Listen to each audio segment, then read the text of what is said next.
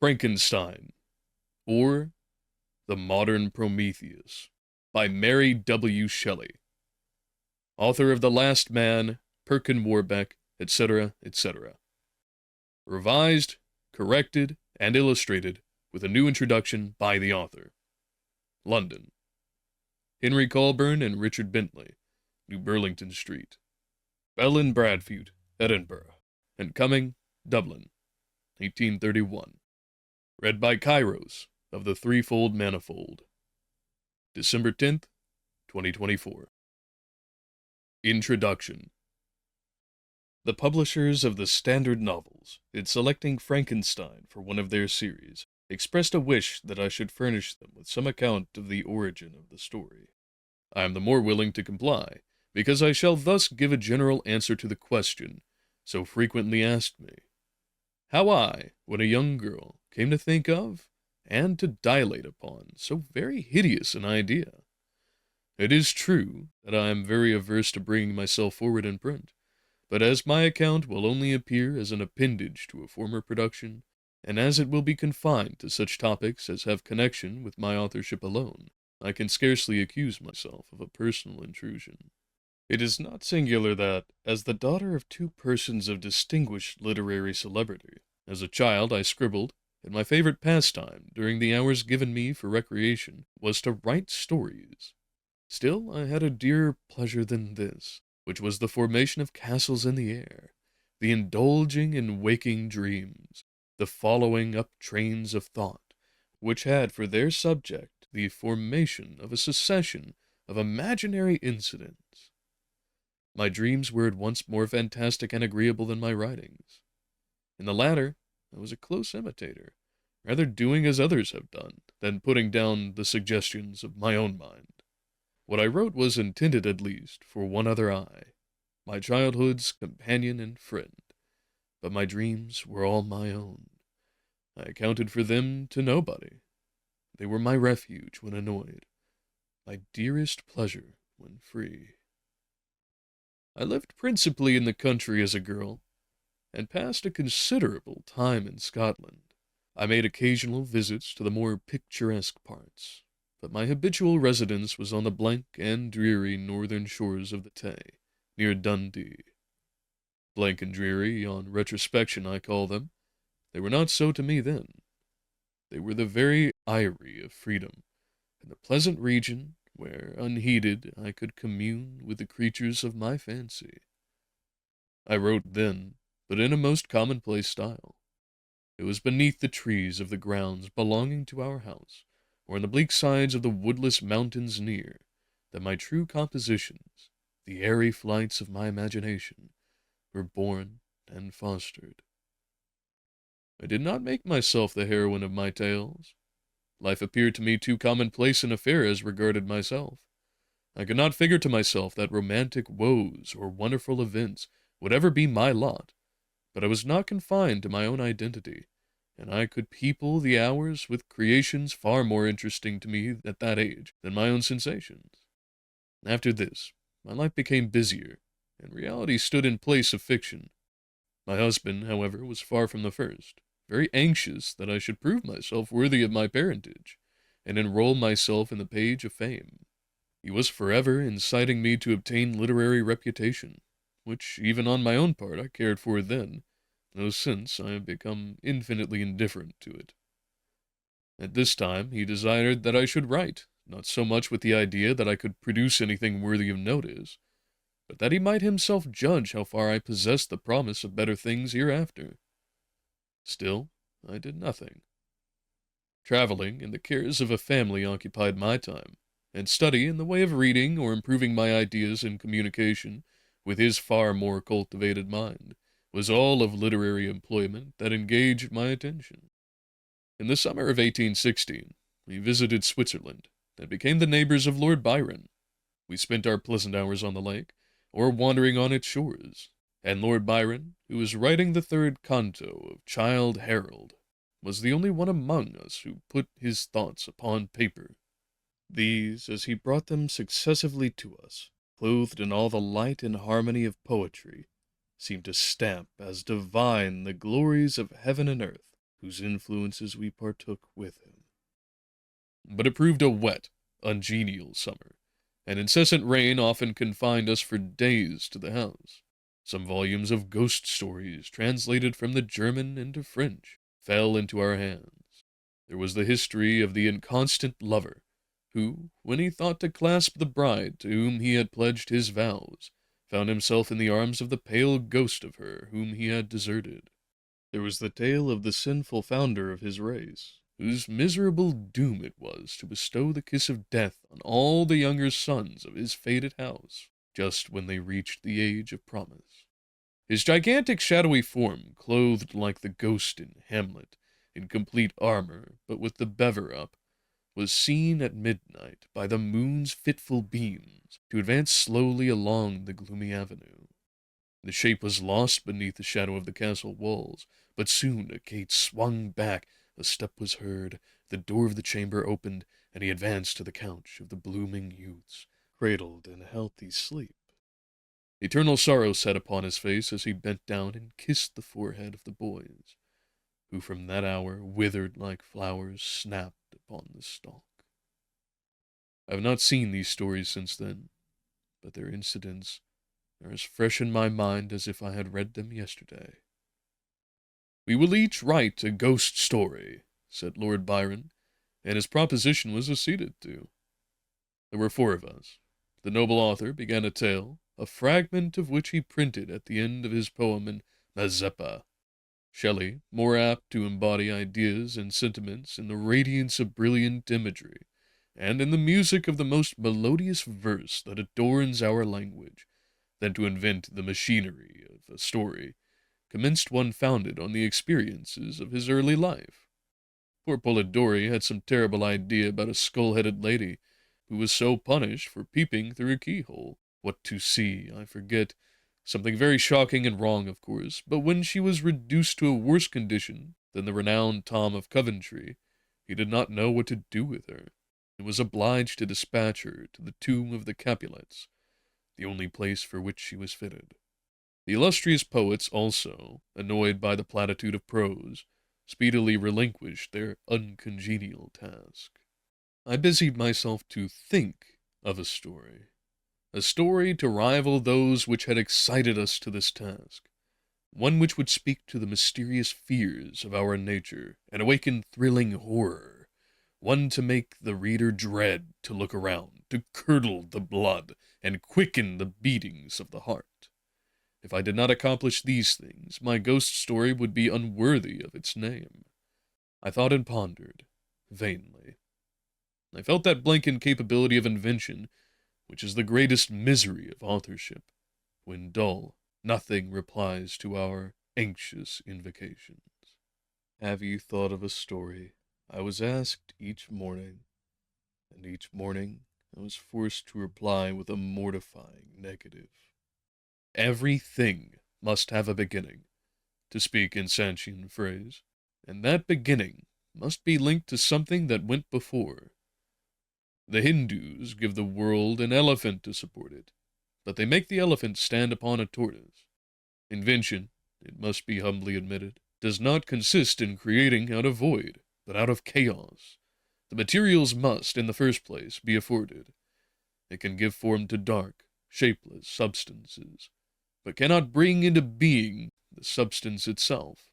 In all matters of discovery and invention, even those that appertain to the imagination, we are continually reminded of the story of Columbus and his egg. Invention consists in the capacity of seizing on the capabilities of a subject, and in the power of molding and fashioning ideas suggested to it. Many and long were the conversations between Lord Byron and Shelley, to which I was a devout but nearly silent listener. During one of these, various philosophical doctrines were discussed, and among others the nature of the principle of life, and whether there was any probability of its ever being discovered and communicated. They talked of the experiments of Dr. Darwin. I speak not of what the doctor really did, or said that he did, but, as more to my purpose, of what was then spoken as having been done by him, who preserved a piece of vermicelli in a glass case, till by some extraordinary means it began to move with voluntary motion. Not thus, after all, would life be given. Perhaps a corpse would be reanimated. Galvanism had given token of such things. Perhaps the component parts of a creature might be manufactured, brought together, and endued with vital warmth. Night waned upon this talk, and even the witching hour had gone by before we retired to rest. When I placed my head on my pillow, I did not sleep, nor could I be said to think. My imagination, unbidden, possessed and guided me, gifting the successive images that arose in my mind with a vividness far beyond the usual bounds of reverie. I saw with shut eyes but acute mental vision. I saw the pale student of unhallowed arts kneeling beside the thing he had put together. I saw the hideous phantasm of a man stretched out, and then, on the working of some powerful engine, show signs of life, and stir with an uneasy, half-vital motion. Frightful must it be, for supremely frightful would be the effect of any human endeavor to mock the stupendous mechanism of the Creator of the world. His success would terrify the artist. He would rush away from his odious handiwork, horror-stricken. He would hope that, left to itself, the slight spark of life which he had communicated would fade, that this thing, which had received such imperfect animation, would subside into dead matter, and he might sleep in the belief that the silence of the grave would quench forever the transient existence of the hideous corpse which he had looked upon as the cradle of life. He sleeps, but he is awakened. He opens his eyes. Behold, the horrid thing stands at his bedside, opening his curtains, and looking upon him with yellow, watery, but speculative eyes. I opened mine in terror. The idea so possessed my mind that a thrill of fear ran through me, and I wished to exchange the ghastly image of my fancy for the realities around.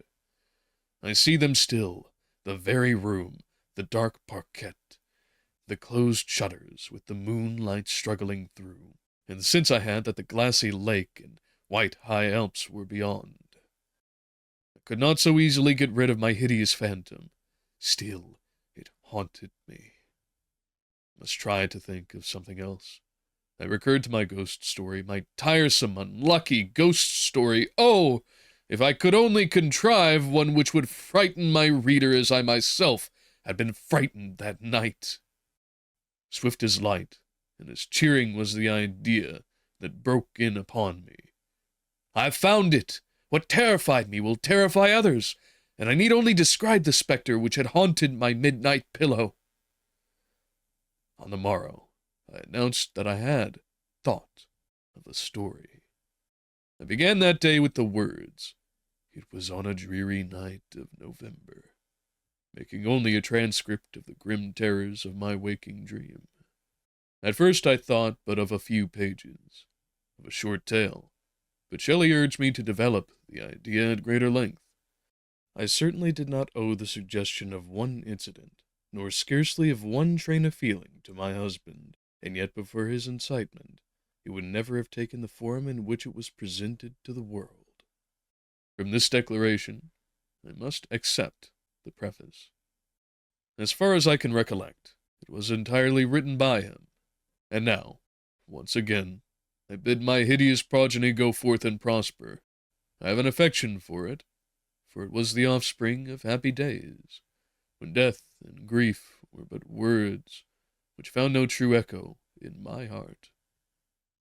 Its several pages speak of many a walk, many a drive, and many a conversation when I was not alone, and my companion was one who, in this world, I shall never see more. But this is for myself.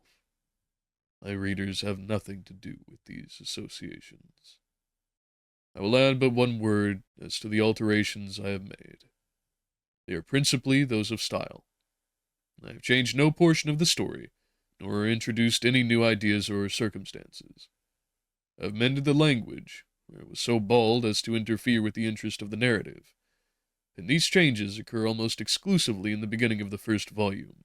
Throughout, they are entirely confined to such parts as are mere adjuncts to the story, leaving the core and substance of it untouched. M. W. S.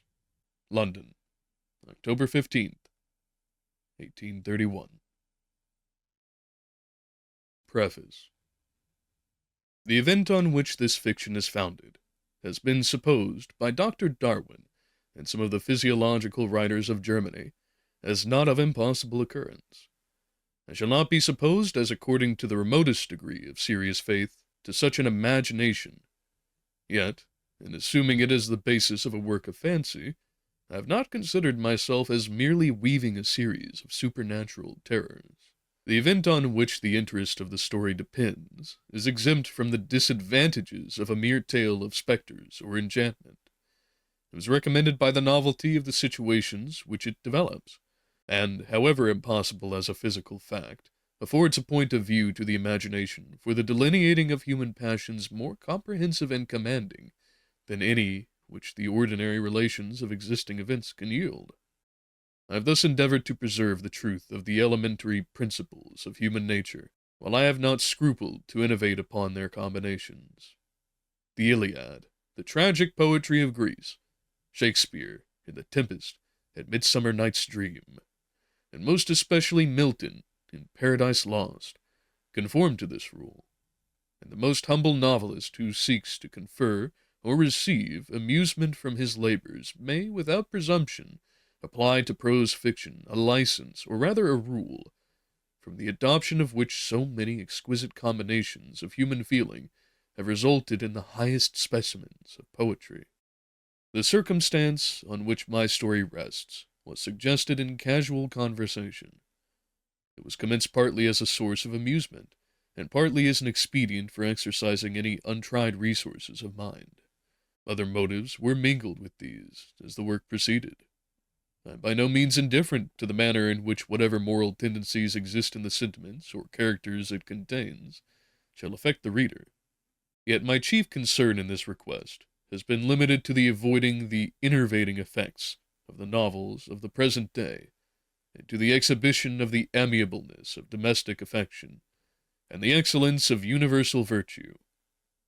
The opinions which naturally spring from the character and situation of the hero are by no means to be conceived as always existing in my own conviction, nor is any inference justly to be drawn from the following pages as prejudicing any philosophical doctrine of whatever kind. It is a subject also of additional interest to the author that this story was begun in the majestic region where the scene is principally laid, and in society which cannot cease to be regretted. I passed the summer of 1816 in the environs of Geneva. The season was cold and rainy, and in the evenings we crowded around a blazing wood fire, and occasionally amused ourselves with some German stories of ghosts, which happened to fall into our hands. These tales excited us in a playful desire of imitation. These tales excited us in a playful desire of imitation. To other friends, a tale from the pen of one whom would be far more acceptable to the public than any reading I can ever hope to produce, and myself agreed to write each a story founded on some supernatural occurrence. The weather, however, suddenly became serene, and my two friends left me on a journey among the Alps, and lost in the magnificent scenes which they present all memory of their ghostly visions. The following tale is the only one which has been completed. Marlow, September, 1817. Letter 1. To Mrs. Saville, England. St. Petersburg, December 11th, 17. You will rejoice to hear that no disaster has accompanied the commencement of an enterprise which you have regarded with such evil forebodings. I arrived here yesterday, and my first task is to assure my dear sister of my welfare, and increasing confidence in the success of my undertaking. I am already far north of London, and as I walk in the streets of Petersburg, I feel a cold northern breeze play upon my cheeks, which braces my nerves and fills me with delight. Do you understand this feeling? This breeze, which has traveled from the regions towards which I am advancing, gives me a foretaste of those icy climes. Inspirited by this wind of promise, my daydreams become more fervent and vivid. I try in vain to be persuaded that the pole is the seat of frost and desolation. It ever presents itself to my imagination as the region of beauty and delight. There, Margaret, the sun is forever visible, its broad disk just skirting the horizon and diffusing a perpetual splendor. There, for with your leave, my sister, I will put some trust in preceding navigators. There, snow and frost are banished, and sailing over a calm sea, we may be wafted to a land surpassing in wonders and in beauty in every region hitherto discovered by the habitable globe. Its productions and features may be without example, as the phenomena of the heavenly bodies undoubtedly are in those undiscovered solitudes. What may not be expected in a country of eternal light? I may there discover the wondrous power which attracts the needle, and may regulate 1,000 celestial observations, that require only this voyage to render their seeming eccentricities consistent forever. I shall satiate my ardent curiosity with the sight of a part of the world never before visited, and may tread a land never before imprinted by the foot of man. These are my enticements, and they are sufficient to conquer all fear of danger or death, and to induce me to commence this laborious voyage with the joy a child feels when he embarks in a little boat with his holiday mates on an expedition of discovery up his native river. But, supposing all these conjectures to be false, you cannot contest the inestimable benefit which I shall confer on all mankind to the last generation, by discovering a passage near the pole to those countries, to reach with at present so many months are requisite, or by ascertaining the secret of the magnet, which, if at all possible, can only be effected by an undertaking such as mine. These reflections have dispelled the agitation with which I began my letter, and I feel my heart glow with an enthusiasm which elevates me to heaven, for nothing contributes so much to tranquilize the mind as a steady purpose, a point on which the soul may fix its intellectual eye. This expedition has been the favorite dream of my early years. I have read with ardor the accounts of the various voyages which have been made in the prospect of arriving at the North Pacific Ocean through the seas which surround the pole. You may remember that a history of all the voyages made for purposes of discovery composed the whole of our good Uncle Thomas's library. My education was neglected, yet I was passionately fond of reading. These volumes were my study day and night, and my familiarity with them increased that regret which I had felt as a child on learning that my father's dying injunction had forbidden my uncle to allow me to embark in a seafaring life. These visions faded when I perused for the first time those poets whose effusions entranced my soul and lifted it to heaven. I also became a poet, and for 1 year lived in a paradise of my own creation. I imagined that I also might obtain a niche in the temple where the names of Homer and Shakespeare are consecrated. You are well acquainted with my failure, and how heavily I bore the disappointment. But just at that time I inherited the fortune of my cousin, and my thoughts were turned into the channel of the earlier bent. 6 years have passed since I resolved on my present undertaking. I can, even now, remember the hour from which I dedicated myself to this great enterprise. I commenced by inuring my body to hardship. I accompanied the whale fishers on several expeditions to the North Sea. I voluntarily endured cold, famine, thirst, and want of sleep. I often worked harder than the common sailors during the day, and devoted my nights to the study of mathematics, the theory of medicine, and those branches of physical science from which a naval adventurer might derive the greatest practical advantage. Twice I actually hired myself as an undermate in a Greenland whaler, and acquitted myself to admiration. I must own I felt a little proud when my captain offered me the second dignity in the vessel, and entreated me to remain with the greatest earnestness, so valuable did he consider my services. And now, dear Margaret, do I not deserve to accomplish some great purpose?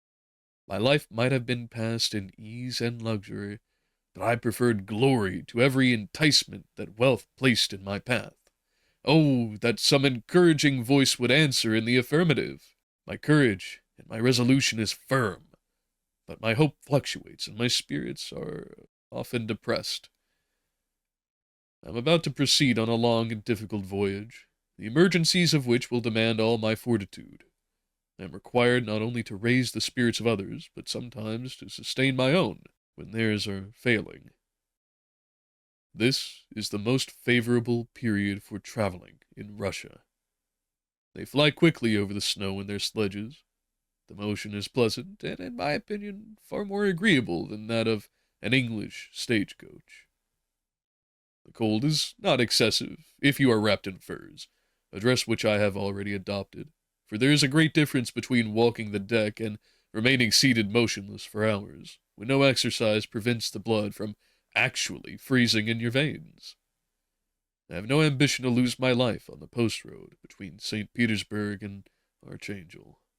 I shall depart for the latter town in a fortnight or 3 weeks, and my intention is to hire a ship there, which can easily be done by paying the insurance for the owner, and to engage as many sailors as I think necessary among those who are accustomed to the whale fishing. I do not intend to sail until the month of June. And when shall I return? Ah, dear sister, how can I answer this question? If I succeed, many, many months, perhaps a year, will pass before you and I may meet. If I fail, you will see me again soon, or never. Farewell, my dear, excellent Margaret. Heaven shower down blessings on you, and save me, that I may again and again testify my gratitude for all your love and kindness. Your affectionate brother, R. Walton. Letter 2. To Mrs. Saville, England. Archangel, 28th March, 17. How slowly the time passes here, encompassed as I am by frost and snow! Yet a second step is taken towards my enterprise. I have hired a vessel, and I am occupied in collecting my sailors. Those whom I have already engaged appear to be men on whom I can depend, and are certainly possessed of dauntless courage. But I have one want which I have never yet been able to satisfy, the absence of the object of which I now feel as a most severe evil. I have no friend, Margaret. When I am glowing with the enthusiasm of success, there will be none to participate in my joy. If I am assailed by disappointment, no one will endeavor to sustain me in dejection. I shall commit my thoughts to paper, it is true, but that is a poor medium for the communication of feeling. I desire the company of a man who could sympathize with me, whose eyes would reply to mine. You may deem me romantic, my dear sister, but I bitterly feel the want of a friend. I have no one near me, gentle yet courageous, possessed of a cultivated as well as of a capacious mind, whose tastes are like my own, to approve or amend my plans. How would such a friend repair the faults of your poor brother? I am too ardent in execution, and too impatient of difficulties. But it is still a greater evil to me that I am self-educated. For the first 14 years of my life, I ran wild on a common, and read nothing but our Uncle Thomas's books of voyages. At that age I became acquainted with the celebrated poets of our country, but it was only when it had ceased to be in my power to derive its most important benefits from such a conviction and I perceive the necessity of becoming acquainted with more languages than that of my native country. Now I am 28, and I am, in reality, more illiterate than many schoolboys of 15. It is true that I have thought more, and that my daydreams are more extended and magnificent, but they want, as the painters call it, keeping. And I greatly need a friend who would have sense enough not to despise me as romantic, and affection enough for me to endeavor to regulate my mind. Well, these are useless complaints. I shall certainly find no friend on the wide ocean, nor even here in Archangel, among merchants and seamen. Yet some feelings, not aligned to the dross of human nature, beat even in these rugged bosoms. My lieutenant, for instance, is a man of wonderful courage and enterprise, and he is madly desirous of glory, or rather, to word my phrase more characteristically, of advancement in his profession. He is an Englishman, and in the midst of national and professional prejudices, unsoftened by cultivation, retains some of the noblest endowments of humanity. I first became acquainted with him on board a whale vessel. Finding that he was unemployed in this city, I easily engaged him to assist in my enterprise.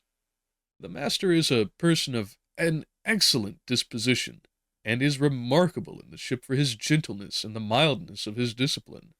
This circumstance, added to his well-known integrity and dauntless courage, made me very desirous to engage him. A youth passed in solitude, my best years spent under your gentle and feminine fosterage, has so refined the groundwork of my character that I cannot overcome an intense distaste to the usual brutality exercised on board ships. I have never believed it to be necessary, and when I heard of a mariner equally noted for his kindliness of heart, and the respect and obedience paid to him by his crew, I felt myself peculiarly fortunate in being able to secure his services. I heard of him first in rather a romantic manner, from a lady who owes to him the happiness of her life. This, briefly, is his story. Some years ago, he loved a young Russian lady of moderate fortune, and having amassed a considerable sum in prize money, the father of the girl consented to the match. He saw his mistress once before the destined ceremony, but she was bathed in tears, and throwing herself at his feet, entreated him to spare her, confessing at the same time that she loved another, but that he was poor, and that her father would never consent to the union. My generous friend reassured the suppliant, and on being informed of the name of her lover, instantly abandoned his pursuit. He had already bought a farm with his money, on which he had designed to pass the remainder of his life, but he bestowed the whole on his rival, together with the remains of his prize money, to purchase stock, and then himself solicited the young woman's father to consent to her marriage with her lover. But the old man decidedly refused, thinking himself bound in honor to my friend, who, when he found the father inexorable, quitted his country, nor returned until he heard that his former mistress was married according to her inclinations. What a noble fellow, you will exclaim. He is so. But then he is wholly uneducated. He is as silent as a Turk, and a kind of ignorant carelessness attends him, which, while it renders his conduct the more astonishing, detracts from the interest and sympathy which otherwise he would command. Yet do not suppose, because I complain a little, or because I can conceive a consolation for my toils, which I may never know, that I am wavering in my resolutions. Those are as fixed as fate, and my voyage is only now delayed until the weather shall permit my embarkation. The weather has been dreadfully severe, but the spring promises well, and it is considered as a remarkably early season, so that perhaps I may sail sooner than I expected.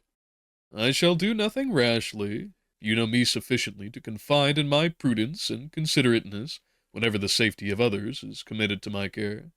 I cannot describe to you my sensations on the near prospect of my undertaking. It is impossible to communicate to you a conception of the trembling sensation, half pleasurable and half fearful, with which I am preparing to depart. I am going to unexplored regions, to the land of mist and snow.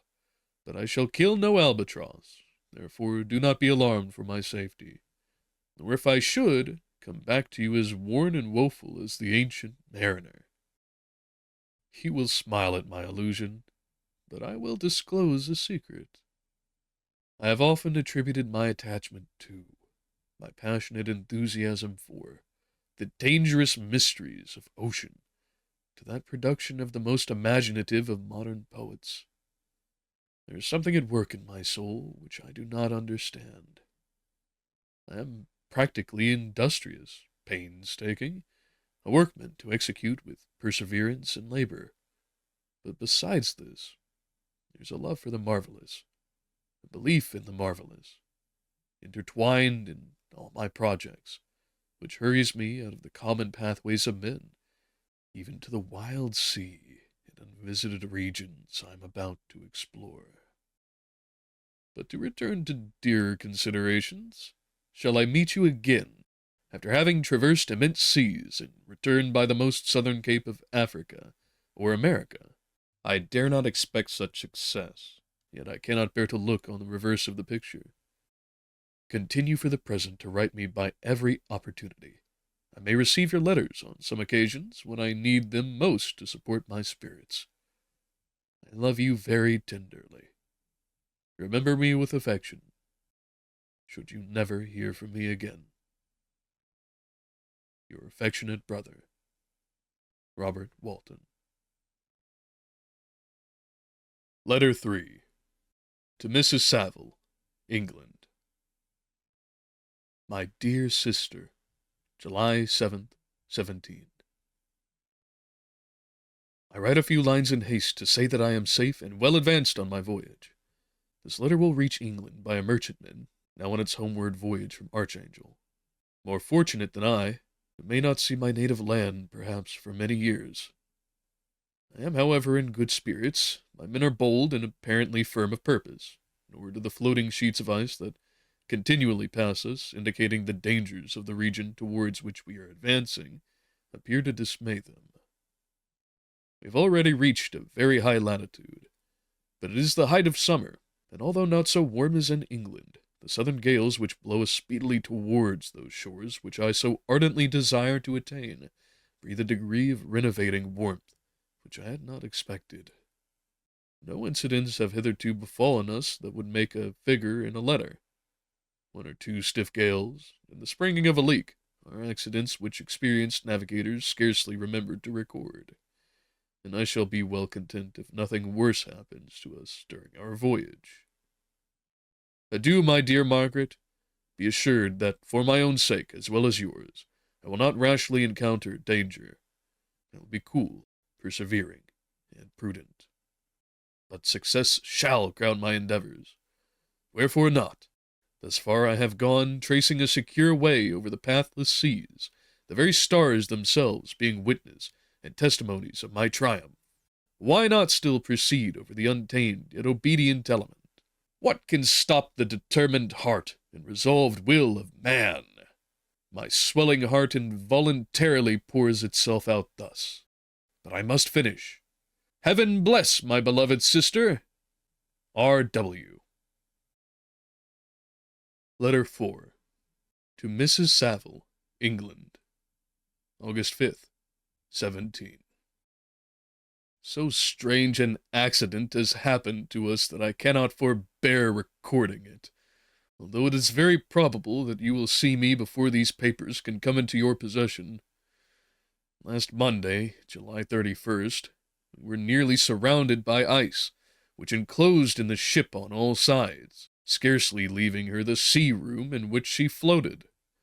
Our situation was somewhat dangerous, especially as we were compassed round by a very thick fog. We accordingly lay to, hoping that some change would take place in the atmosphere and weather. About 2 o'clock, the mist cleared away, and we beheld, stretched out in every direction, vast and irregular plains of ice, which seemed to have no end. Some of my comrades groaned, and my own mind began to grow watchful, with anxious thoughts, when a strange sight suddenly attracted our attention, and diverted our solicitude from our own situation. We perceived a low carriage, fixed on a sledge and drawn by dogs, pass on towards the north, at the distance of half a mile. A being which had the shape of a man, but apparently of gigantic stature, sat in the sledge and guided the dogs. We watched the rapid progress of the traveler with our telescopes, until he was lost among the distant inequalities of the ice. This appearance excited our unqualified wonder. We were, as we believed, many 100 miles from any land, but this apparition seemed to denote that it was not, in reality, so distant as we had supposed. Shut in, however, by ice, it was impossible to follow his track, which we had observed with the greatest attention. About 2 hours after this occurrence, we heard the ground sea, and before night the ice broke and freed our ship. We, however, laid to until the morning, fearing to encounter in the dark those large, loose masses which float about after the breaking up of the ice. I profited of this time to rest for a few hours. In the morning, however, as soon as it was light, I went upon deck and found all the sailors busy on one side of the vessel, apparently talking to someone in the sea. It was, in fact, a sledge, like the one we had seen before, which had drifted towards us in the night, on a large fragment of ice. Only one dog remained alive, but there was a human being within it, whom the sailors were persuading to enter the vessel. He was not, as the other travelers seemed to be, a savage inhabitant of some undiscovered island, but an European. When I appeared on deck, the master said, "Here is our captain, and he will not allow you to perish on the open sea." On perceiving me, the stranger addressed me in English, although with a foreign accent. "Before I come on board your vessel," said he, "will you have the kindness to inform me whither you are bound?" You may conceive my astonishment on hearing such a question addressed to me, from a man on the brink of destruction, and to whom I should have supposed that my vessel would not have been a resource which he would not have exchanged for the most precious wealth the earth can afford. I replied, however, that we were on a voyage of discovery towards the North Pole. Upon hearing this, he appeared satisfied, and consented to come on board. Good God! Margaret, if you had seen the man who thus capitulated for his safety, your surprise would have been boundless. His limbs were nearly frozen, and his body dreadfully emaciated by fatigue and suffering. I never saw a man in so wretched a condition. We attempted to carry him into the cabin, but as soon as he had quitted the fresh air, he fainted. We accordingly brought him back to the deck, and restored him to animation by rubbing him with brandy, and forcing him to swallow a small quantity. As soon as he showed signs of life, we wrapped him up in blankets, and placed him near the chimney of the kitchen stove. By slow degrees, he recovered, and ate a little soup, which restored him wonderfully. 2 days passed in this manner before he was able to speak, and I often feared that his sufferings had deprived him of understanding. When he had in some measure recovered, I removed him to my own cabin, and attended to him as much as my duty would permit. I never saw a more interesting creature. His eyes have generally an expression of wildness, and even madness, but there are moments when, if any one performs an act of kindness towards him, or does him any the most trifling service, his whole countenance is lighted up, as it were, with a beam of benevolence and sweetness that I never quite equalled. But he is generally melancholy and despairing, and sometimes he gnashes his teeth, as if impatient of the weight of woes that oppresses him.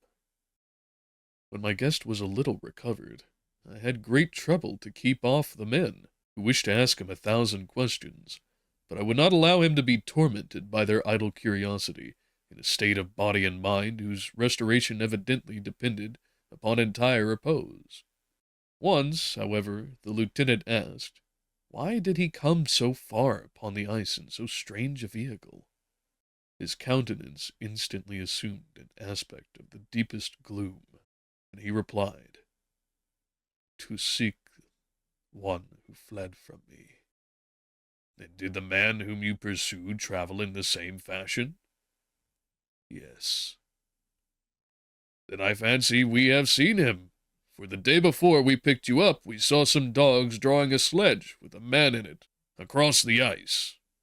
This aroused the stranger's attention, and and he asked a multitude of questions concerning the route which the daemon, as he called him, had pursued. Soon after, when he was alone with me, he said, "I have doubtless excited your curiosity, as well as that of these good people, but you are too considerate to make inquiries." "Certainly, it would indeed be very impertinent and inhuman in me to trouble you with any inquisitiveness of mine. And yet you rescued me from a strange and perilous situation. You have benevolently restored me to life." Soon after this, he inquired if I thought that the breaking up of the ice had destroyed the other sledge. I replied that I could not answer with any degree of certainty, for the ice had not broken until near midnight, and the traveler might have arrived at a place of safety before that time. But of this I could not judge. From this time, a new spirit of life animated the decaying frame of the stranger. He manifested the greatest eagerness to be upon deck, to watch for the sledge which had before appeared, but I persuaded him to remain in the cabin, for he is far too weak to sustain the rawness of the atmosphere. I promised that someone should watch for him, and give him instant notice if any new object should appear in sight. Such is my journal of what relates to this strange occurrence up to the present day. The stranger has gradually improved in health, but is very silent, and appears uneasy when anyone except myself enters his cabin. Yet his manners are so conciliating and gentle that the sailors are all interested in him, although they have very little communication with him. For my own part, I begin to love him as a brother, and his constant and deep grief fills me with sympathy and compassion. He must have been a noble creature in his better days, being even now in wreck so attractive and amiable. I said in one of my letters, my dear Margaret, that I should find no friend on the wide ocean. Yet I found a man who, before his spirit had been broken by misery, I should have been happy to have possessed as the brother of my heart. I shall continue my journal, concerning the stranger at intervals, should I have any fresh incidents to record. August 13th, 17. My affection for my guest increases every day. He excites at once my admiration and my pity to an astonishing degree.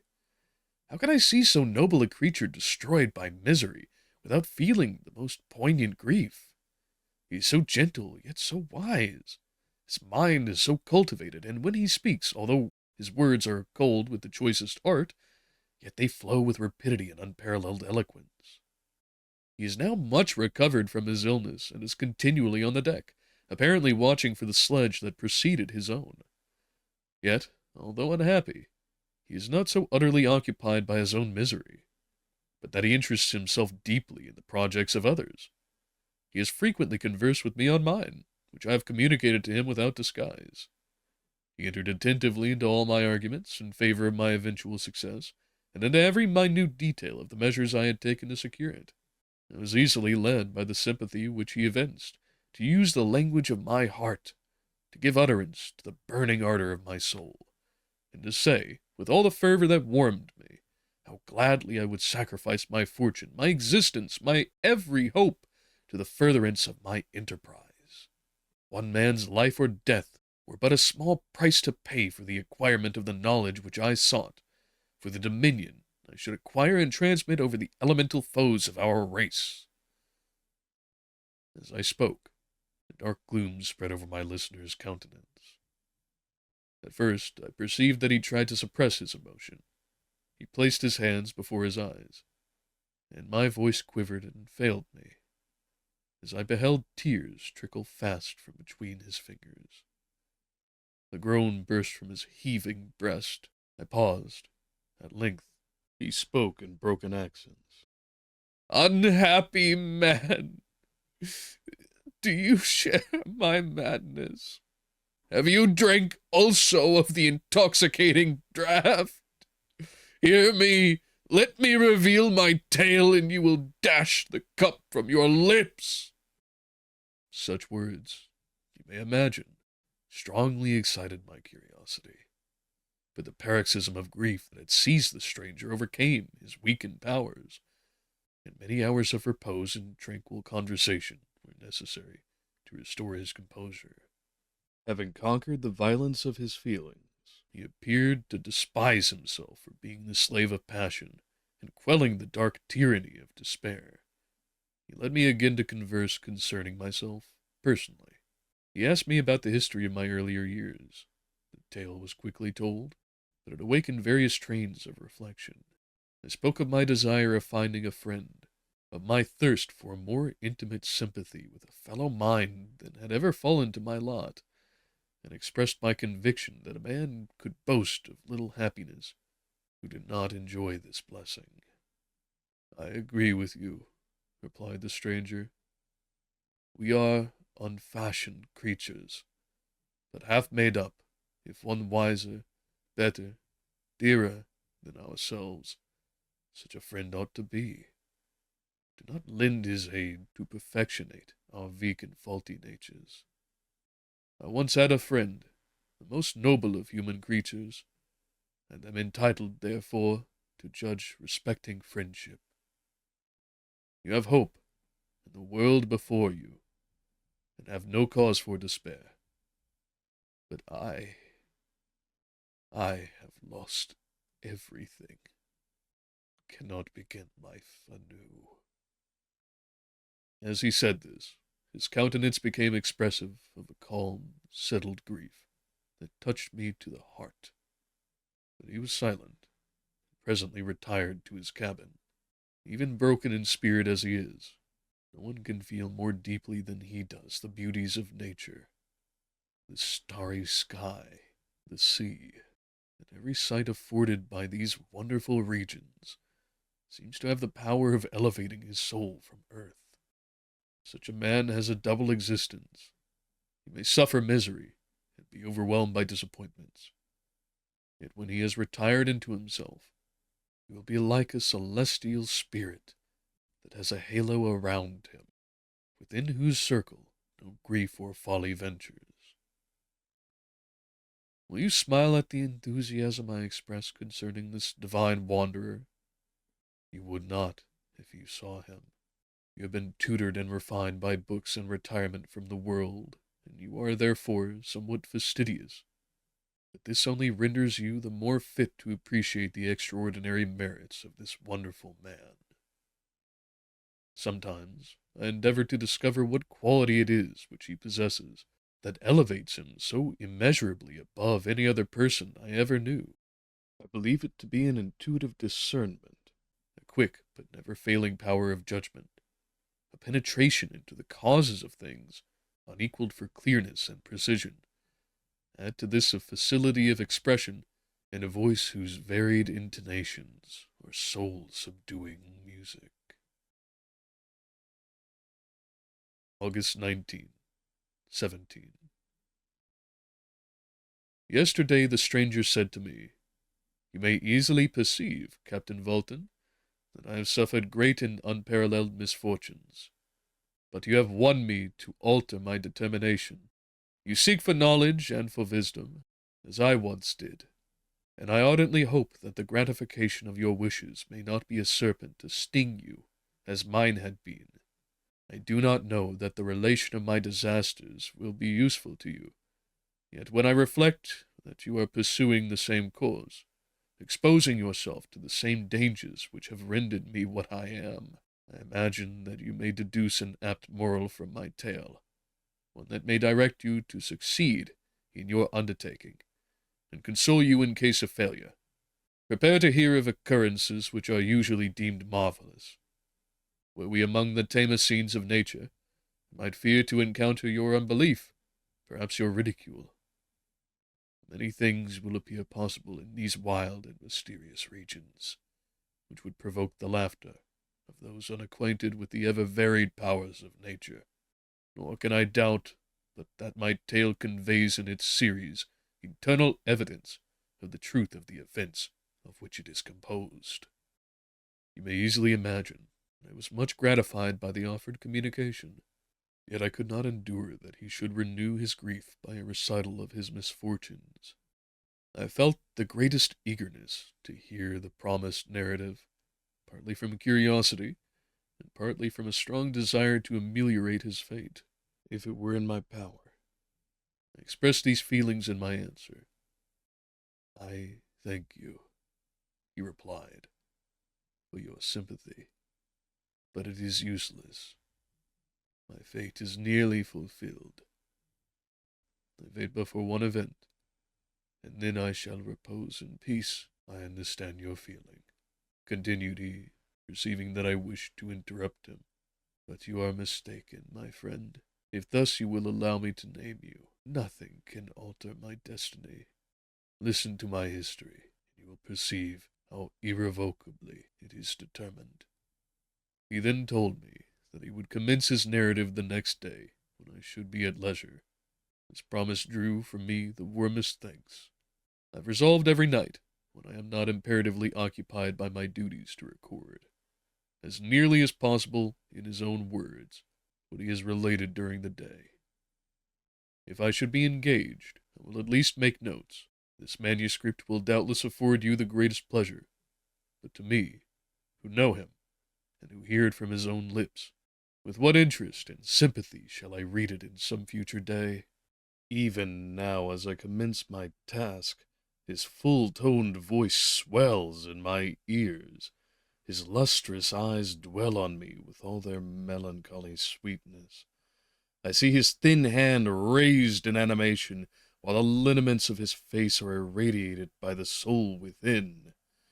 Strange and harrowing must be his story, frightful the storm which has embraced the gallant vessel on its course, and wrecked it thus.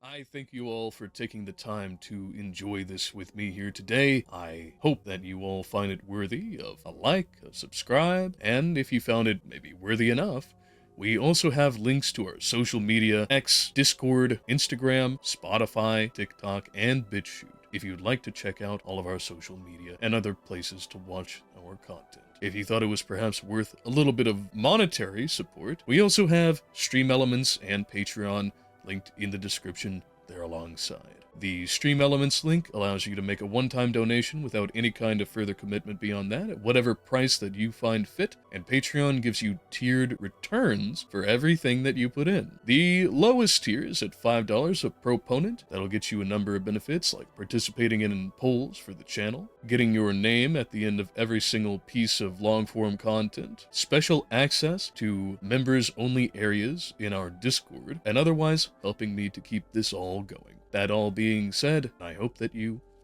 never miss your opportunity.